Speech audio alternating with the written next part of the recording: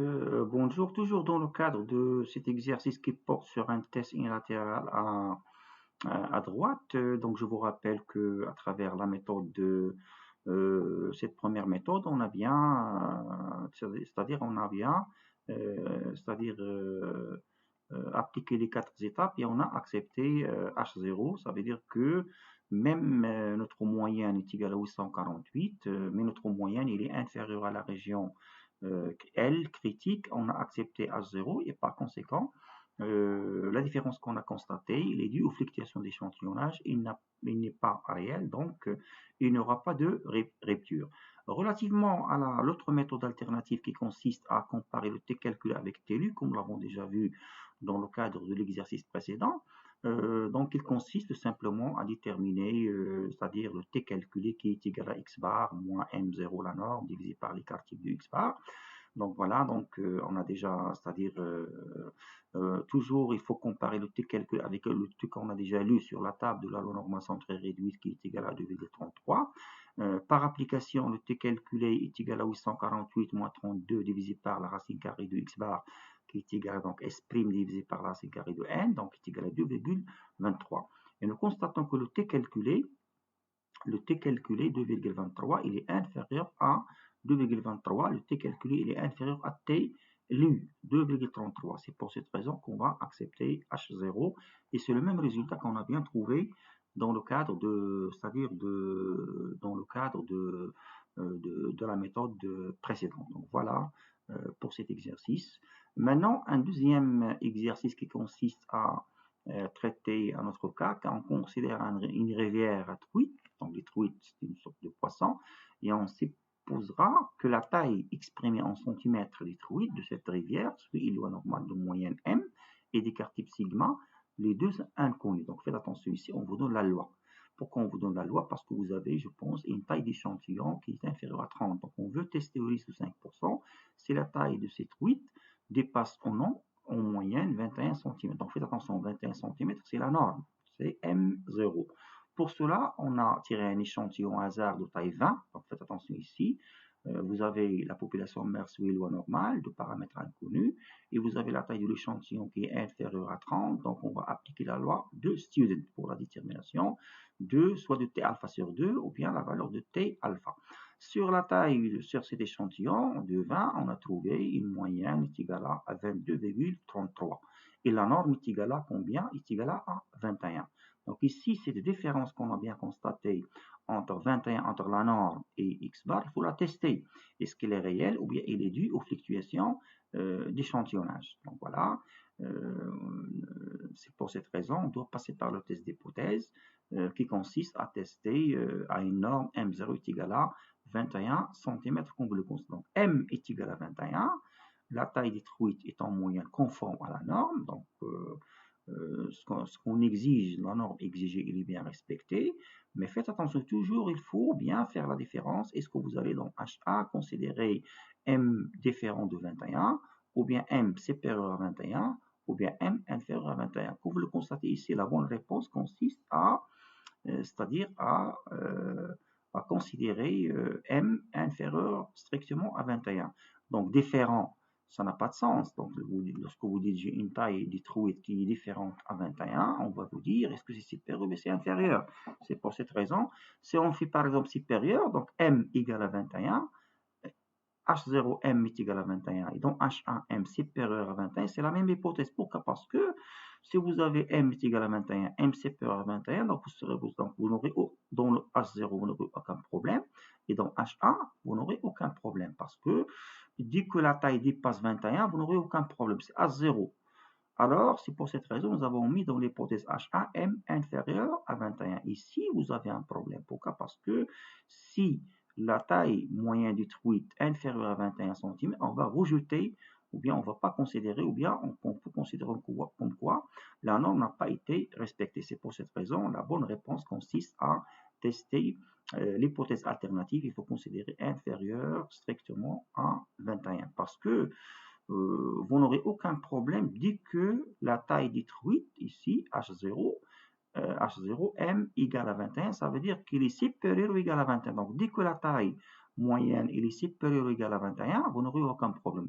Donc, c'est quoi l'alternative de supérieur ou égal à 21? C'est inférieur strictement à 21. Donc, voilà, il faut bien, donc, comme je l'ai bien précisé auparavant, bien, c'est-à-dire réfléchir ou bien, c'est-à-dire il faut bien choisir vos hypothèses de façon, c'est-à-dire bien réfléchir. Donc voilà, c'est un test, toujours c'est un test unilatéral, mais c'est un test unilatéral à gauche. Pourquoi? Parce que, contrairement à l'exercice précédent, supérieur strictement c'est à droite et inférieur strictement c'est à gauche. Donc c'est le même principe qu'on a appliqué auparavant. La deuxième étape consiste à déterminer la distribution des x bar. Donc, comme je l'ai bien précisé au départ, donc, selon l'énoncé de l'exercice, nous avons x est loi normale, l'échantillon prélevé de cette population va suivre la même loi, mais puisque la taille de l'échantillon est inférieure à 30 et les paramètres de la population sont inconnus, donc cette quantité, donc si vous centrez, vous prenez votre variable centrée réduite, donc va suivre les lois de student à n-1 degré de liberté, comme nous l'avons déjà fait dans l'exercice précédent. Donc faites attention ici, vous avez une loi de student et non pas une loi normale centrée réduite. Bien.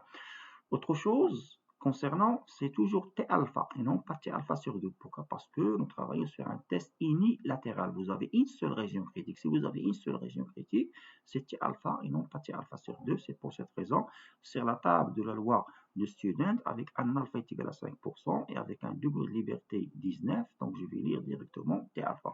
Mais ici, il y a un petit problème concernant la détermination de T alpha. Si on consulte la table de student, donc il faut bien faire attention, la table de student, voilà, vous constatez que la table qu'on vous donne de student, c'est une table qui correspond à un test bilatéral. Donc, vous avez deux régions, d'accord? Donc, comment convertir cette table bilatérale à une table unilatérale? Donc, ici, la dernière fois, vous avez 19 degrés de liberté, donc faites attention, vous avez 19 degrés de liberté. Donc, vous avez 19 degrés de liberté, voilà, 19 degrés de liberté, donc vous avez donc 19 degrés de liberté, voilà, donc vous avez 19 degrés de liberté, voilà, 19, et vous avez le alpha que vous avez ici, donc on vous donne dans l'exercice, alpha est égal à, c'est-à-dire alpha est égal à, donc alpha je pense, alpha je pense est égal à, donc alpha est égal à A pour cet exercice. Alpha est égal à combien? Est égal à A. Voilà, donc alpha est égal à, je pense, 1% ou bien 5%. Donc voilà, pour cet exercice, le alpha égale à, voilà, alpha est égal à 5%. D'accord, risque de 5%. Donc, puisque le risque est égal à 5%, donc je vais avec un degré de liberté 19. Donc voilà, avec un degré de liberté de 19. D'accord, un degré de liberté de 19, voilà, avec un degré de liberté de 19, donc vous avez ici 19, avec un alpha, donc 19, et avec un alpha, voilà, vous avez 19, et avec un alpha est égal à 5%. Donc l'erreur à ne pas commettre, avec un alpha est égal à 5%, voilà. Donc l'intersection, c'est que t est égal à 2,09.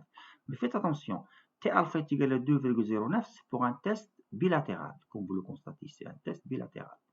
Mais si jamais moi je ne cherche pas t alpha sur 2, donc cette valeur 2,0930, c'est t alpha sur 2. Si j'aimerais bien la convertir en t alpha, c'est-à-dire un test unilatéral, je vais multiplier 5% par 2, 0,05 par 2.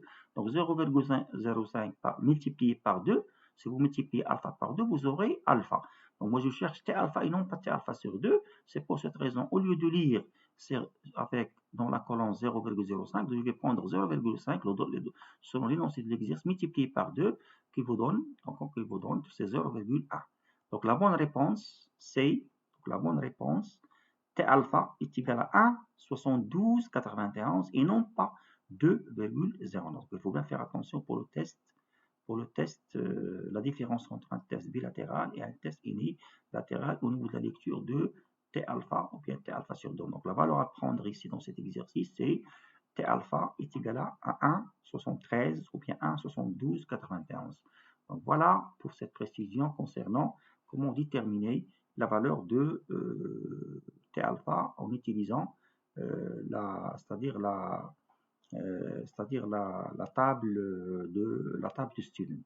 Donc, une fois que nous avons bien tranché avec la détermination, donc T alpha est égal à 1,72, par la suite, donc je vais déterminer la région critique, comme je l'ai fait auparavant. Mais faites attention, dans la région critique, puisque c'est un test unilatéral, à gauche, c'est moins, c'est pas plus. Si vous avez un test unilatéral, comme nous l'avons fait pour l'exercice précédent, à droite, donc à droite, c'est plus. Donc, nous l'avons fait pour l'exercice précédent. Donc, ici, nous avons, comme vous le constatez, nous avons fait plus. Voilà, plus. Donc, parce que c'est un test unilatéral à droite. Ça, c'est un test unilatéral à gauche. Donc, c'est moins. L'autre partie. Donc, voilà, concernant cet exercice, la détermination de la région critique. Donc, je ne connais pas, donc voilà, c'est T alpha, sigma x bar, comme je l'ai fait auparavant. Si vous ne connaissez pas sigma, il faut l'estimer. Nous l'avons estimé, voilà. Donc, L, la frontière, c'est 19,01. Donc, ça, c'est la région critique. Donc, voilà la règle de décision, pardon. Donc, la règle de décision, donc faites attention ici, voilà, c'est un test unilatéral à droite, pardon, à gauche. Ici, c'est la zone d'acceptation de H0. Ici, vous avez la zone d'acceptation de H1. Donc, voilà, donc c'est X bar inférieur à L, on accepte H0. D'accord, on accepte, pardon, c'est X bar inférieur à L, on va accepter H1. Donc, voilà, s'il est là, on accepte H1. Si vous êtes là, je vais accepter H0. Donc, dans cet exercice, nous avons X bar est égal à 22,33, pardon, et 22,33, comme vous le constatez, il est largement dans la région d'acceptation de H0. Donc voilà, donc c'est voilà dans H0. Donc voilà, donc je vais donc accepter H0 et H0 ça veut dire que nous sommes conformes à la norme et la différence qu'on a bien constatée entre X bar qui est égal à 22,33 et la norme qui est égale à 21, c'est une différence de 1,33 cm, ce n'est pas une différence réelle, c'est une différence qui est due aux seules fluctuations d'échantillonnage parce qu'on trouve des, comme je l'ai précisé auparavant, des valeurs supérieures, des valeurs inférieures à la moyenne. Donc voilà pour cet exercice. La deuxième méthode alternative qui consiste à travailler avec le t calculé. Donc voilà, donc le t calculé c'est la valeur absolue toujours de x bar moins m divisé par x sigma x bar. Donc si on fait l'application numérique, on va trouver 1,16. C'est le t calculé. Il est largement inférieur à TLU. Nous avons trouvé sur la table de student. Donc on va accepter H0 et donc la différence constatée elle est due aux seules fluctuations d'échantillonnage. Et une petite remarque, si jamais vous ne travaillez pas avec la valeur absolue du t calculé, pourquoi on a fait la valeur absolue? Supposons que vous avez pour cet exercice x bar est égal à 18. Est égal à 18, donc si jamais il est égal à 18, donc 18 et vous êtes là. D'accord, est égal à 18, vous êtes là, et vous voulez bien appliquer c'est-à-dire cette méthode, faites attention ici, vous avez donc 18, si vous faites 18, si vous ne travaillez pas avec la valeur absolue, 18 moins 21, etc., vous allez trouver des valeurs négatives. Donc la valeur négative, faites attention, il faut toujours la prendre en valeur absolue, c'est-à-dire la valeur absolue, donc 2,61. Donc, si vous ne prenez pas la valeur absolue, risque, vous allez prendre l'autre hypothèse. Donc, parce qu'au moins 2,61, il est inférieur à TLU. Donc, il faut bien donc prendre donc si vous la prenez en valeur absolue, vous allez trouver donc le résultat inverse, c'est-à-dire il est supérieur strictement. Donc, c'est pour cette raison. Dans tous les cas, il faut prendre la valeur absolue. Pourquoi? Parce que la table qu'on vous donne, les valeurs qu'on vous donne dans la table, on vous donne uniquement les valeurs positives et les valeurs négatives, il faut les déterminer par l'événement complémentaire. Donc voilà, concernant ces deux exercices qui consistent à comment mener à bien un test unilatéral, soit un test unilatéral à droite ou bien un test unilatéral à gauche.